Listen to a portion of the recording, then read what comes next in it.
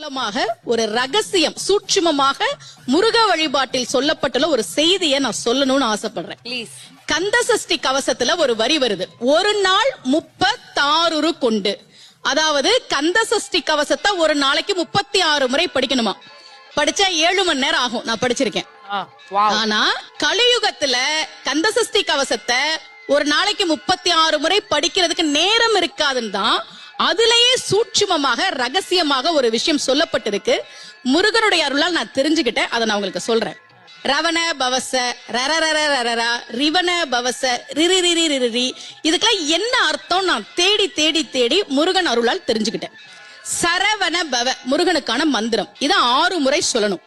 இப்ப சாவ தூக்கி பின்னாடி போட்டீங்கன்னா ரவண பவச, அத 6 முறை சொல்லணும். இப்ப ராவ தூக்கி பின்னாடி போட்டா வனப வசர, வாவ தூக்கி பின்னாடி போட்டா நபவ சரவ, இப்ப நாவ தூக்கி பின்னாடி போட்டா பவ சரவண, பாவ தூக்கி பின்னாடி போட்டா வசர வனப. ஒன்னொன்னையும் 6 முறை சொன்னா 6 × 6 36 வரும்.